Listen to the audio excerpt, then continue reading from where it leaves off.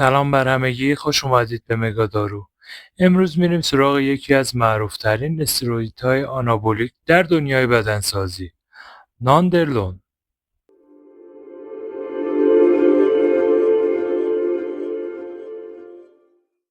ناندرلون یک استروئید آنابولیک مصنوعی و مشتق شده از تستوسترونه.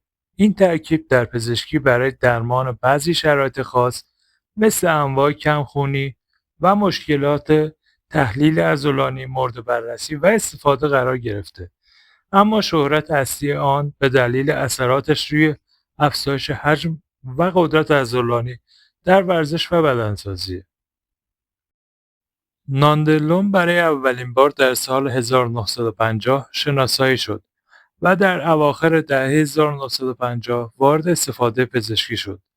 در دهه‌های بعد ورزشکاران متوجه اثرات آنابولیک قوی آن شدند و استفاده غیرپزشکی از آن در ورزش گسترش پیدا کرد. نکته جالب اینه که ناندرلون نسبت به تستوسترون میزان تبدیل کمتری به استروژن داره، اما همچنان عوارض هورمونی ایجاد میکنه. ناندرلون با اتصال به گیرنده‌های آندروژنی در سلول‌ها عمل میکنه و سنتز پروتئینی عضلانی رو افزایش میده. نتایج این اثر میتونه شامل افزایش توده بدون چربی بدن، افزایش قدرت عضلانی، افزایش تولید گلبول‌های قرمز باشه. اما این تغییرات همراه با تمرینات مناسب، تغذیه کافی و شرایط فردی متفاوت خواهد بود و به معنی رشد بدون زحمت نیست.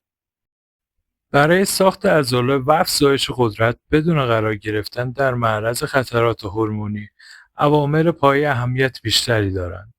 تمرین مقاومتی و منظم، دریافت پروتئین و کالری متناسب با هدف، خواب کافی و ریکاوری مناسب، برنامه تمرینی اصولی و مداوم.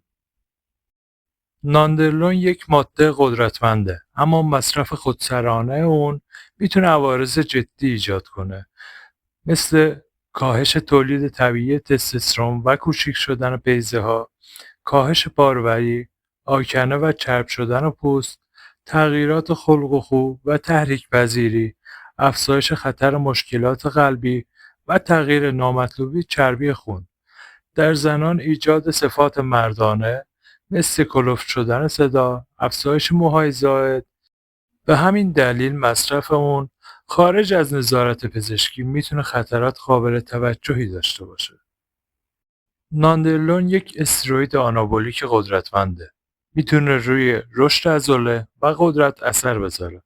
اما این قدرت همیشه بدون هزینه نیست. بدن قوی فقط با تزریق ساخته نمیشه. ترکیب تمرین، تغذیه، استراحت و دانش پایه واقعی پیشرفته. اینجا مگاداروه، جایی که داروها و هورمون‌ها رو علمی و بدون اغراق بررسی می‌کنیم. اگر این ویدیو براتون مفید بود، کانال ما رو سابسکرایب کنید، لایک یادتون نره و نظراتتون رو داخل کامنت ها برای ما بنویسید. ممنون از اینکه همراه ما بودید.